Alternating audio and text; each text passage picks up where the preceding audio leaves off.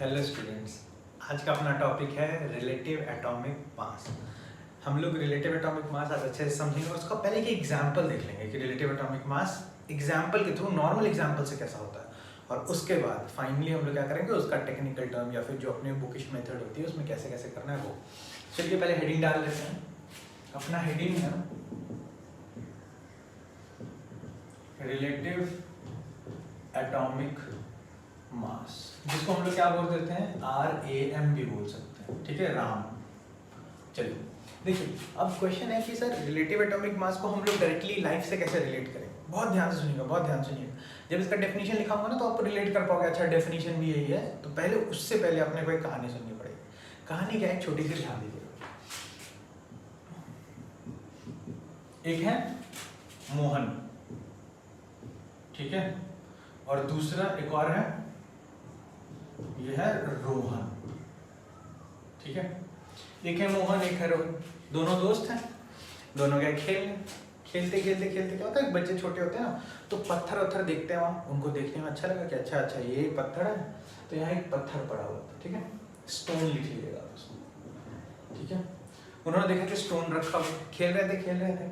इसके बाद इन लोगों ने सोचा कि चलो स्टोन उठा लेते हैं, अच्छा लग रहा था देखने में, तो इन्होंने क्या किया, प्लेग्राउंड से स्टोन को उठाया और घर पे लेके आ गए। दोनों का घर आसपास ही था, तो एक दूसरे के घर में आना जाना लगा रहता था। अच्छा, उसके बाद हुआ क्या कि जब स्टोन उठा के ले जा रहे थे तो हेवी लग रहा था इन लोगों को, तो ऐसे ही मोहन ने रोहन से पूछा, क्या रोहन कितना भारी होगा ये? तो रोहन कह रहा है कि अबे यार, तेरे से 5 किलो ज्यादा होगा, ठीक है, ये कह रहा है इसको। पर अब इन लोगों के दिमाग में आ गया कि ये कितना भारी है और इनका वेट कितना है और इस पत्थर का वेट कितना है, ठीक है, स्टोन का मतलब। तो ये गए और ये घर पहुंचे, और घर पे जाके ये पहुंचे अपने घर, ठीक है। वहां पे जाके, बहुत खराब बनाया मैंने यार, इतना खराब तो घर नहीं हो सकता, है ना। चलिए कोई नहीं, काम चलाएंगे, ठीक है। ये दोनों मोहन और रोहन ये दोनों घर पहुंचे और पत्थर ले गए। ये स्टोन था, स्टोन का इन्होंने वेट निकाला, तो स्टोन का वेट आया 10 kg, ठीक है। अच्छा, मशीन पे जब इन लोगों ने रखा ना स्टोन को, तो स्टोन का वेट तो निकल गया कि भाई 10 kg स्टोन का वेट है। उसके बाद रोहन और सोहन, या फिर आप इसको बोल लो मोहन, और ये क्या है, रोहन। तो मोहन ने रोहन से कहा कि चल यार तू भी चढ़ जाए इसके ऊपर, तो रोहन को क्या ही करना है, रोहन चढ़ गया। रोहन का वेट आया 40 kg, और मोहन थोड़ा समझ लो ना, खाता पीता था दिल लगा के, तो इसका वेट आया 50 kg।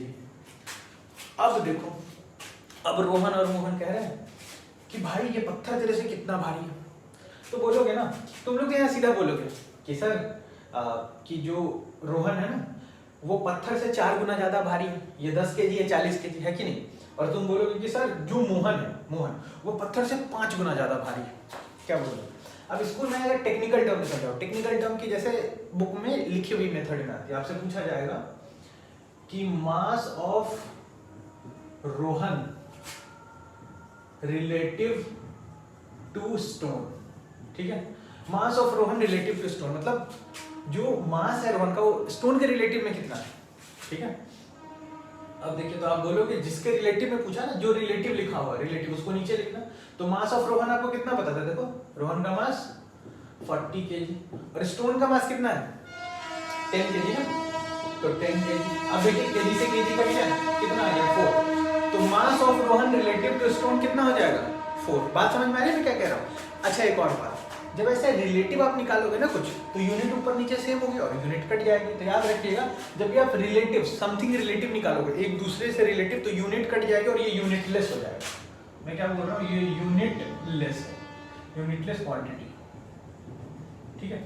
अच्छा, इसके बाद दूसरा हम लोग ऐसा बोल सकते हैं क्या कि मास ऑफ मोहन हो गया ना, रोहन हो गया, तो Mohan, mass of Mohan relative to stone कितना हो जाएगा। तो मास ऑफ मोहन कितना था 50 kg, और स्टोन का वेट कितना था 10 kg, तो kg से kg कट गया मतलब 5। तो इसका मतलब क्या हुआ, mass of Rohan relative to stone, relative बाद में लिखा है ना, तो नीचे वाले को नीचे लिखिएगा, बस ऐसे याद रख लो। Mass of Mohan relative to stone मतलब मोहन स्टोन से 5 गुना ज्यादा भारी है और रोहन स्टोन से 4 गुना ज्यादा भारी है। ये बस ये बता रहा है कितने टाइम्स भारी है, यूनिट का कोई पता नहीं है। ऐसे आप लोग जानते हो केजी में काम किया हम लोगों ने, लेकिन अगर आपको किसी चीज के बारे में बोलते हैं अच्छा इसका मास इतना इतना इतना, तो आप नॉर्मली नहीं बता सकते। हम लोग यूनिट, अगर बड़ा चीज है तो केजी में ही होगा, और छोटा है तो फिर एएमयू या किसी और यूनिट में हो सकता है, डिपेंड करता है। तो यहाँ पर हम लोग सीधा अगर रिलेटिव एटॉमिक मास देखें, यूनिट तो होता ही नहीं उसमें, तो ये क्या रखेगा, यूनिटलेस होगा। और आप बता सकते हो कि ये बस इतना बता रहा है कि स्टोन से कितना भारी है, स्टोन से कितना हल्का, यही है ना। स्टोन से 5 गुना भारी है मोहन, और स्टोन से रोहन 4 गुना भारी है। यहां तक बात समझ में आ रही है जो मैं कहना चाह रहा हूं? बस यहां तक समझ गए तो आप रिलेटिव एटॉमिक मास समझ गए थे। चलिए देखिए अब आ जाते हैं अपने रिलेटिव एटॉमिक मास टॉपिक पे। बहुत ध्यान से देखिएगा, मैं यही चीज समझाने वाला हूं फिर से। चलिए देखिए बहुत ध्यान से देखिए। यहाँ पे पहले तो डेफिनेशन क्या हो जाएगा, तो डेफिनेशन टर्म में आप लिख लोगे कि relative atomic mass of element indicates how many times ऐसे लिख लीजिए, how many times the atom of element more heavy than 1/12 mass of C12 atom। मतलब कि ये कह रहे हैं यहाँ पर, वहां पे जैसे स्टोन लिया था आपने और ऊपर किसका मास डाला, हम लोग बोला स्टोन से इतना भारी है, स्टोन से इतना हल्का, यही था ना केस। यहाँ पे क्या करना है, हर एटम का बताना है रिलेटिव एटॉमिक मास। वहां पे आप रिलेटिव बता रहे थे, यहाँ पे रिलेटिव एटॉमिक मास हो गया। अब देखिए यहाँ पे क्या बताना है कि आप मास किसका लोगे, 1/12 मास ऑफ C12 एटम। मतलब C12 एटम का मास लिया, उसको 12 से डिवाइड कर दिया, जो वैल्यू आई ना उससे दूसरा एटम कितना भारी है या कितना हल्का है ये बता रहा है।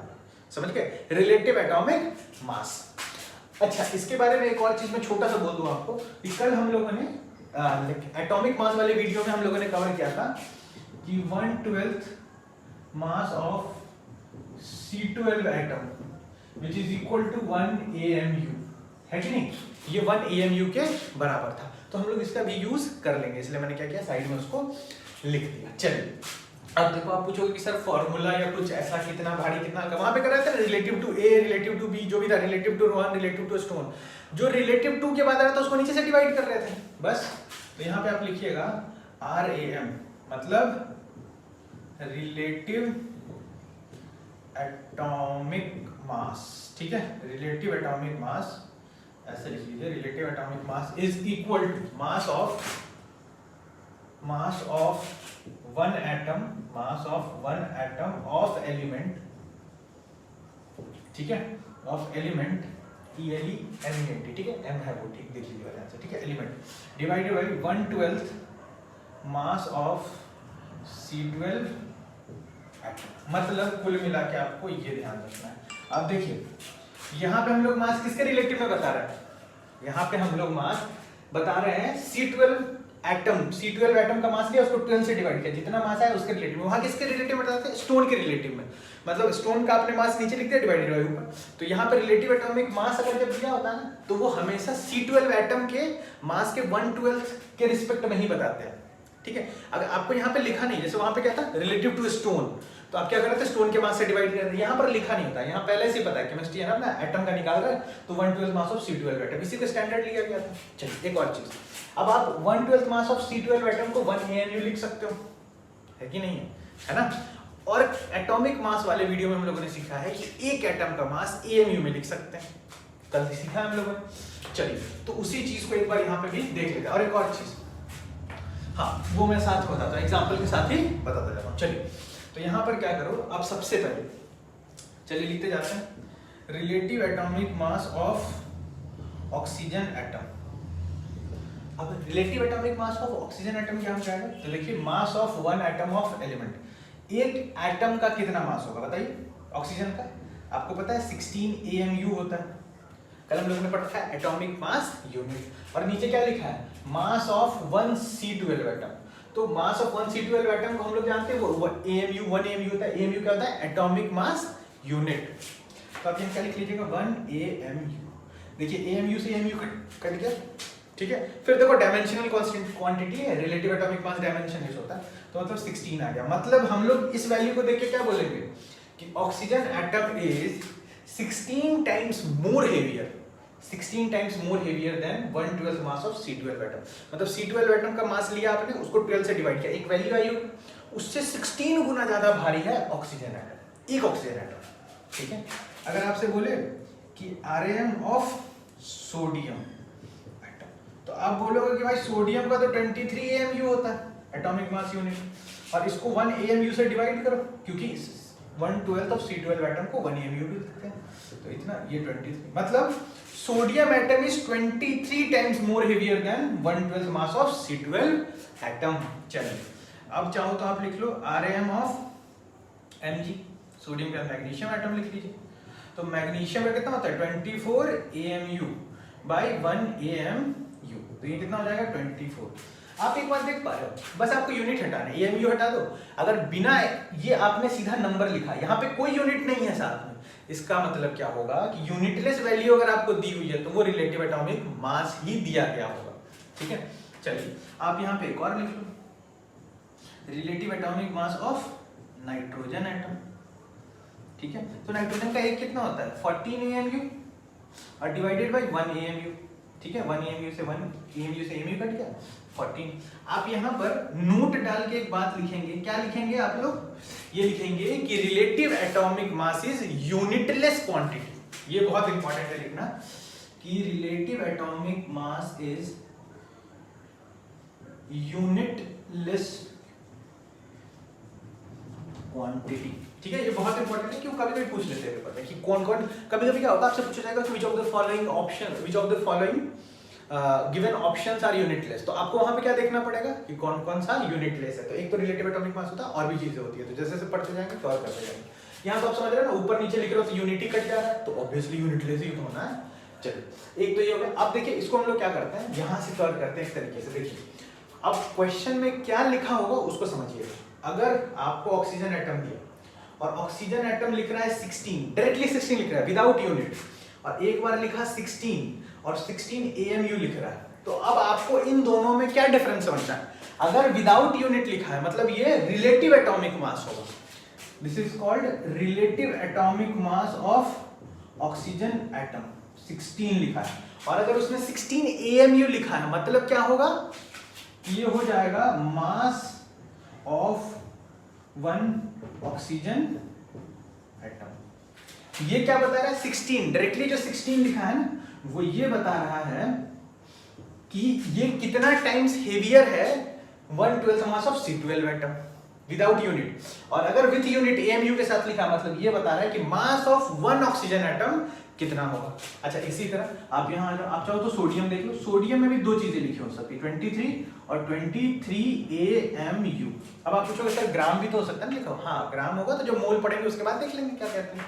अगर डायरेक्टली 23 लिखा है मतलब ये क्या हो जाएगा relative atomic mass of sodium atom, मतलब सोडियम एटम C12 एटम के मास को 1/12 करने के बाद कितना टाइम हेवी आ रहा है, और 23 AMU लिखा है मतलब इसका मतलब क्या बच्चों, हाँ समझ में आया क्या बोल रहा हूँ, हाँ इसका मतलब है कि एक सोडियम एटम का मास कितना है। दिस इज इंडिकेट कि मास ऑफ 1 सोडियम एटम। बात समझ में आ रही है मैं क्या कहना चाह रहा हूँ। चलिए एक आधा और एग्जांपल देख लेते हैं। जैसे चलिए जैसे मान लो आपने ऑक्सीजन लिया, सोडियम लिया, अब मैग्नीशियम ले लो। मैग्नीशियम का लिखा है 24 और 24 AMU। फिर वही बात, ये क्या होगा 24, दिस इज यूनिटलेस क्वांटिटी, मतलब ये क्या होगा relative atomic mass of magnesium atom, और रिलेटिव एटॉमिक मास मतलब ये मतलब 1/12 ऑफ C12 एटम से मैग्नीशियम 24 गुना ज्यादा भारी है, 24 टाइम्स मोर हेवियर है, तो ये हो जाएगा relative atomic mass of magnesium, और ये क्या हो जाएगा मास ऑफ 1 मैग्नीशियम एटम। ठीक है, तो यहां तक बात मेरे को लग रहा है समझ में आ जानी चाहिए। ठीक है, अब देखिए यहां पे क्या करना है, एक छोटा सा, ये तो हम लोगों ने पूरा ऑलमोस्ट कवर किया, चलो एक छोटा सा एग्जांपल और कर लेते हैं। जैसे कि आप ले लो कैल्शियम, कैल्शियम का दिया 40 और दिया 40 AMU। अच्छा अगर कोई मेरे को बोले कि मेरे पास कैल्शियम 80 AMU है, ठीक है चाहिए, फिर मैं छोटा सा क्वेश्चन बना देता हूँ। चलिए क्वेश्चन सॉल्व कर लेते हैं। इसमें लिखा होगा total number of calcium atom in 160 AMU। मतलब पूछ रहा है कि 160 AMU के अंदर, मतलब 160 AMU अगर आपके पास होगा तो total number of calcium atom कितने होंगे। ठीक है, तो आप देखिए एक कैल्शियम एटम का वेट कितना होता है बताइए। Weight of one calcium atom, तो आप बोलोगे सर एक कैल्शियम का तो 40 AMU होता है। ठीक है, एक नंबर 40 AMU, सॉरी इसको लिख लीजिएगा 40 AMU, मतलब 40 AMU के अंदर वन कैल्शियम एटम। ठीक है, तो मैं इसको क्या करता हूँ, इसको थोड़ा सा ऐसे यूनिटरी मेथड से लिख देता हूँ। मतलब 40 AMU equal to one atom. ठीक है, वन कैल्शियम एटम, तो 1 AMU किसके बराबर हो जाएगा, 1/40 कैल्शियम एटम के बराबर। और मेरे को क्वेश्चन में कितना पूछा है, 160 AMU के अंदर कितना होगा, तो 160 AMU which is equal to 140 into 160 calcium atom. जब आप इसको सॉल्व करिएगा तो कितना आ जाएगा, देखिए 4 एटम, 4 एटम आ जाएगा, 4 एटम ऑफ कैल्शियम। देखिए, ठीक है, तो ऐसे छोटे मोटे क्वेश्चन कभी कभी पूछे जा सकते हैं, अदरवाइज तो ऐसा कुछ ज्यादा इशू नहीं आना चाहिए। तो आप लोग ये देख लीजिए। और आज हम लोग ने रिलेटिव एटॉमिक मास खत्म कर लिया, आगे बढ़ेंगे तो आगे छोटा छोटा टॉपिक ऐसे ही कवर करते जाएंगे शॉर्ट वीडियोस के साथ। चलिए बंद करता हूँ।